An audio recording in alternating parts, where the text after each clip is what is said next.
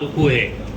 اس صورت میں چونکہ مسلسل متعدد انبیاء کرام علیہ السلام کے قصوں کو بیان کیا گیا ہے، اس لیے علامت کے طور پر اس کا نام بھی سورہ انبیاء رکھا گیا ہے۔ اس صورت میں بھی دوسری مکی صورتوں کی طرح اس کا مضمون بھی توحید، رسالت اور آخرت کے دلائل کو بیان کرنا ہے، اور اس میں انبیاء کرام علیہ السلام کے قصوں کو بیان کر کے یہ بات بتائی گئی ہے کہ جتنے بھی انبیاء دنیا کے اندر آئے وہ سارے کے سارے انسان تھے، ان میں سے کوئی بھی فرشتہ نہیں تھا، اور ان سب کا دین اسلام تھا، جس کی دعوت جناب رسول اللہ صلی اللہ تعالیٰ علیہ وسلم لوگوں کو دے رہے ہیں۔ اور یہ واقعہ بیان کر کے اس بات میں بتایا گیا ہے کہ کیسے انبیاء کرام علیہ السلام نے دین حق کی تبلیغ کی اور لوگوں کو اس کی دعوت دی، اور کفار و مشرکین کی طرف سے پہنچنے والے مظالم پر کیا ہے صبر کیا۔ جیسے انبیاء کرام علیہ السلام نے یہ سب کیا، ایسے جناب رسول اللہ صلی اللہ تعالیٰ علیہ وسلم کے ساتھ بھی یہ کیا ہے ہوا ہے۔ پھر اللہ تبارک و تعالیٰ نے اس صورت میں سورت کے اخیر میں یہ بتایا ہے کہ جناب رسول اللہ صلی اللہ تعالیٰ علیہ وسلم تمام کائنات کے لیے رحمت بنا کر بھیجے گئے، لہذا کامیابی کا مدار آپ کی پیروی پر ہے۔ جو آپ کی پیروی کرے گا وہ کامیاب ہوگا، اور جو اس کی تردید کرے گا وہ آخرت میں سخت عذاب کو کیا ہے بھگتے گا۔ یہ اخیر کی صورت کے اندر، صورت کے اخیر میں اس بات کو بتایا گیا ہے۔ گویا اس صورت میں خواب غفلت میں سوئے ہوئے مسلمانوں کو بیدار کیا گیا ہے۔ چنانچہ اس صورت کی پہلی آیت ہے اقترب للناس حسابهم وهم فی غفلۃ معرضون، کہ لوگ قیامت بالکل قریب آ چکی ہے اور لوگ اپنے دھندوں میں ایسے پھنسے ہوئے ہیں کہ گویا ان کو ہمیشہ یہاں پر رہنا ہے۔ یہ قرآن کریم کہہ رہا ہے۔ جناب رسول اللہ صلی اللہ علیہ وسلم کی ایک حدیث ہے، آپ صلی اللہ علیہ وسلم نے دونوں انگلیوں کو اشارہ کر کے ہوئے ہاتھ کو اٹھا کر یہ فرمایا انا والساعۃ کہاتین، میں اور قیامت، میں جس وقت اور جس زمانے میں مبعوث ہوا ہوں اور مجھے بھیجا گیا ہے، اس سے قیامت اتنی قریب ہے جیسے دو انگلیاں آپس میں ایک دوسرے کے کیا ہے قریب ہے۔ پھر بھی لوگ اس کو تنبیہ حاصل نہیں کرتے، اور جناب رسول اللہ خود بھی غور نہیں کرتے کہ ہمارا آخرت میں کیا حال ہوگا، اور جناب رسول اللہ صلی اللہ علیہ وسلم جو باتیں سناتے ہیں اس پر بھی اپنے کان نہیں دھرتے، بلکہ جناب رسول اللہ صلی اللہ علیہ وسلم کے لائے ہوئے قرآن کا مذاق اڑاتے ہیں اور اس کا انکار کرتے ہیں۔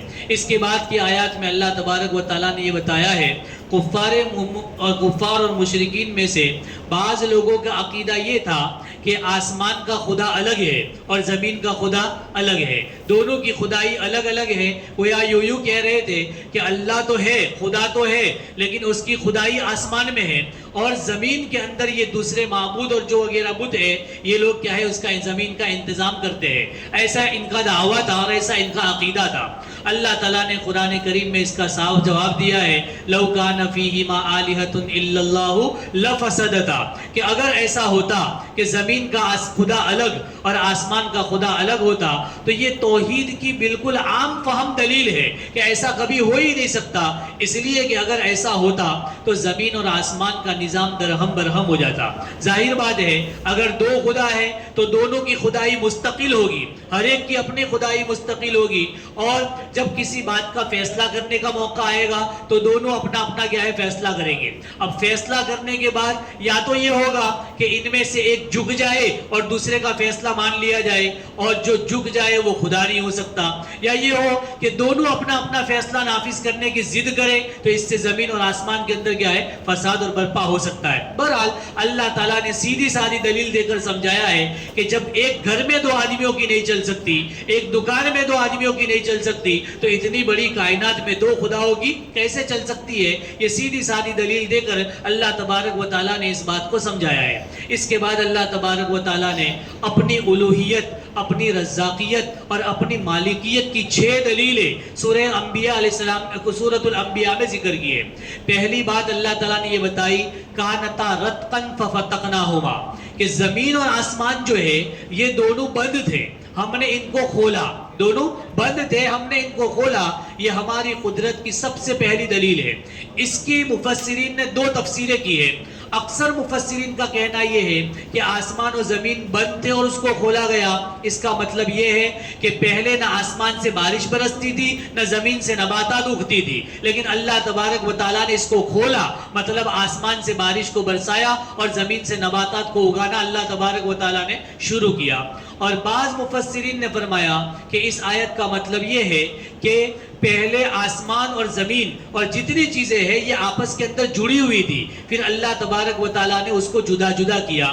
اب یہ بات سمجھو کہ یہ دعویٰ اس وقت کیا جا رہا ہے جس وقت عرب کے پاس بھی اس کی کوئی دلیل اور اس کی کوئی کیا ہے عرب کے بعد، اور اس وقت کی جو متمدن قومیں تھی ان کے پاس بھی اس کا کوئی علم نہیں تھا۔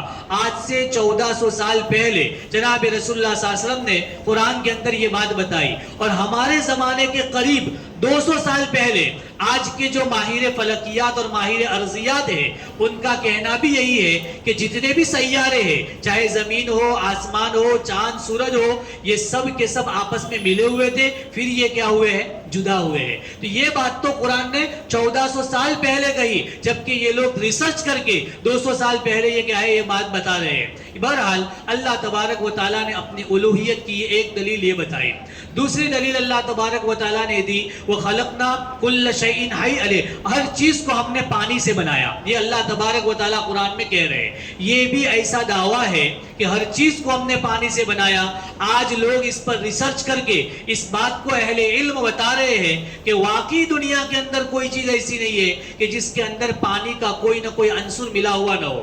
بغیر پانی کے انسان کا بلکہ پوری دنیا کا زندہ رہنا مشکل ہے، چاہے انسان ہو، جانور ہو، درخت ہو، پودے ہو، سب کچھ۔ بہرحال یہ 1400 سال پہلے بتائی گئی بات ہے، اور لوگ آج ریسرچ کر کے اس کو کیا ہے حقیقت کو ثابت کر رہے ہیں۔ اللہ تبارک و تعالیٰ فرماتے ہیں ہم نے ہر چیز کو کیا ہے پانی سے بنایا ہے۔ یہ اللہ تعالیٰ کی الوہیت کی دوسری دلیل ہے۔ پھر اللہ تبارک و تعالیٰ نے بتایا کہ ہم نے زمین اور آسمان، زمین کے اوپر پہاڑوں کو جمایا۔ جب اللہ تبارک و تعالیٰ نے قرآن کریم میں کئی جگہ پر اس حقیقت کو بیان کیا ہے کہ جب زمین کو بچھایا گیا تو یہ زمین ہل رہی تھی، تو اللہ تبارک و تعالیٰ نے اس پر پہاڑوں کا وزن ڈال دیا، اور کیل کے طور پر جیسے ہم جوڑنے کے لیے کیل مارتے ہیں، اللہ تبارک و تعالیٰ نے بڑے بڑے پہاڑوں کو کیل کے طور پر زمین کے اوپر گاڑ دیا، جس کی وجہ سے یہ زمین ہلنا کیا ہو گئی؟ بند ہو گئی، اور قرار آ گیا زمین کو۔ یہ اللہ تبارک و تعالیٰ کی بہت بڑی قدرت ہے۔ اس کے بعد اللہ تبارک و تعالیٰ نے بتا رہے چوتھی نشانی بتا رہے کہ ہم نے چوڑے چوڑے راستے بنائے۔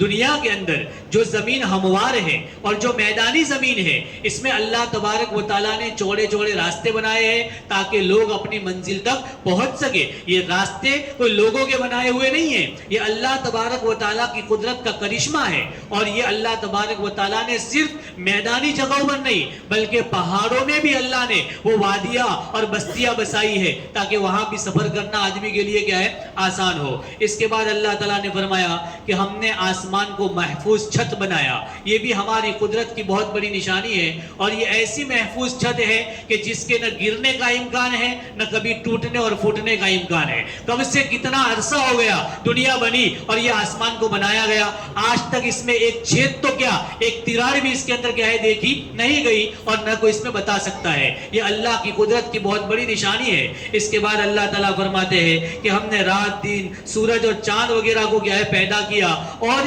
یہ سارے اہل عرب کا یہ عقیدہ تھا کہ یہ ساری چیزیں جو ہے آسمان کے اندر، چاند ہے، سورج ہے اور ستارے ہیں، یہ آسمان کے ساتھ جڑے ہوئے ہیں، آسمان میں اس کو جڑا گیا ہے، یعنی آسمان کے ساتھ اس کو چپکایا گیا ہے۔ یہ ان کا عقیدہ تھا۔ اللہ تبارک و تعالیٰ نے یہ بتایا، اور آج کی سائنس بھی تحقیق کر کے یہ بات بتا رہی ہے کہ جتنے سیارے آسمان کے اندر گھوم رہے ہیں یہ آسمان سے جڑے ہوئے نہیں ہیں بلکہ یہ اپنی اپنی فضا کے اندر تیر رہے ہیں، اپنے اپنے مدار کے اندر کیا ہے چل رہے ہیں۔ تو اللہ تبارک و تعالیٰ نے اس کو بھی اپنی قدرت میں بتایا ہے کہ یہ ساری چیزیں کیا ہے اپنے اپنے وقت پر نکل رہی ہے، دن نکل رہا ہے، رات نکل رہا ہے، اور ہر سورج، چاند، ستارے اپنے اپنے مدار کے اندر تیر رہے ہیں، اور آپس کے اندر ان کا کوئی ٹکراؤ نہیں ہے، نہ آج تک ان کا ٹکرانا سنا گیا۔ پھر اس کے بعد کی آیت میں اللہ تبارک و تعالیٰ یہ بتا رہے کہ دیکھو یہ سارے دلائل جو اللہ تعالیٰ کی قدرت کے ہیں یہ کس زبان سے سنائے جا رہے ہیں؟ جناب رسول اللہ صلی اللہ علیہ وسلم کی زبان سے، جو بالکل امی تھے، آپ نے کبھی کیا ہے پڑھا نہیں ہے۔ اس کا مطلب یہ ہوا کہ وحی کے علاوہ ایسا کون سا ذریعہ تھا کہ جس کے ذریعے جناب رسول اللہ صلی اللہ علیہ وسلم لوگوں کو ایسی چیزوں کی خبر پہنچائے کہ جو پڑھے لکھے بھی نہیں جانتے۔ یہ سوائے وحی کے اور کچھ نہیں ہو سکتا. تو یہ جناب رسول اللہ صلی اللہ علیہ وسلم کی صداقت کی دلیل ہے. لیکن آپ کو سچا ماننے کے لیے اپنی آنکھوں سے عناد کی اور ہٹ دھرمی کی پٹی ہٹانا ضروری ہے.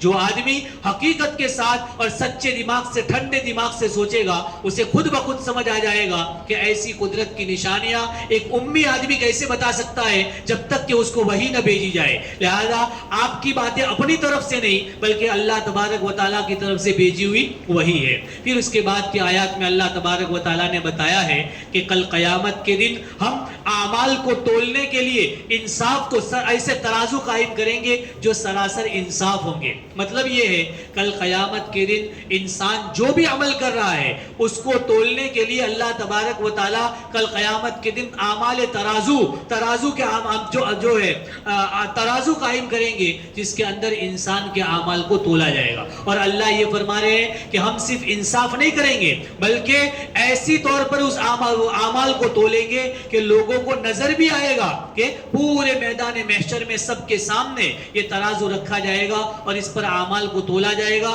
اور لوگوں کو اللہ کا انصاف نظر آئے گا. ایک معمولی سا ذرہ نیکی اور ایک معمولی سا ذرہ برائی وہ سامنے لا کر دی جائے گی اور ذرہ برابر بھی کسی پر ظلم نہیں ہوگا. ذرہ برابر بھی کسی پر ظلم نہیں ہوگا. آج ہم جو عمل کرتے ہیں اس کا وزن ہمیں سمجھ میں نہیں آتا, اس کا کوئی جسم ہمیں دکھائی نہیں دیتا, لیکن کل قیامت کے دن اللہ تبارک و تعالیٰ ان اعمال کی حقیقت کو ظاہر کرنے کے لیے اس میں وزن کو پیدا کریں گے. اور یہ کوئی بعید نہیں ہے. آج ہم دیکھیں دنیا کے اندر ٹھنڈی اور گرمی جیسی چیزوں کو ناپنے کے لیے دنیا کے اندر آلے اور موجود ہے کہ اس سے کیا ہے ٹھنڈی اور گرمی جیسی چیزوں کو ناپا جاتا ہے. تو اللہ تعالیٰ کل قیامت کے دن اعمال کو ناپ لے اور اس کے وزن کو تول لے, یہ اللہ تبارک و تعالیٰ کی ذات سے کوئی بعید نہیں ہے. اور اللہ تبارک و تعالیٰ اعمال کو گنیں گے نہیں بلکہ اعمال کو تولیں گے. معلوم ہوا کہ اللہ کے یہاں اعمال کی کوانٹیٹی مقصود نہیں ہے, کوالٹی مقصود ہے. کتنا اعمال کیا ہے اور اعمال میں جو وزن ہوگا وہ کوالٹی کی بنا پر ہوگا. اس لیے اللہ کے یہاں یہ دیکھا جاتا ہے عمل کون سا کیا ہے, کس سچویشن میں کیا ہے اور کس نیت کے ساتھ کیا ہے. اسی اعتبار سے اس کے اندر کیا ہے وزن آئے گا. پھر اس کے بعد اللہ تبارک و تعالیٰ نے 17 انبیاء کرام علیہ السلام کے واقعے کو ذکر کیا ہے جن کو بیان کرنے کا کوئی موقع نہیں ہے. اور اخیر میں اللہ تبارک و تعالیٰ نے جناب رسول اللہ صلی اللہ علیہ وسلم کی دعا کا ذکر کیا ہے کہ آپ صلی اللہ علیہ وسلم نے اللہ سے دعا کی کہ یا اللہ اب حق کو غلبہ دے دیجئے. تو اللہ تبارک و تعالیٰ نے جناب رسول اللہ صلی اللہ علیہ وسلم کی اس دعا کو قبول کر کے غزوہ بدر میں مسلمانوں کو کیا ہے کافروں پر غلبہ دیا اور ہمیشہ کے لیے ان کو ٹھنڈا کر دیا. اللہ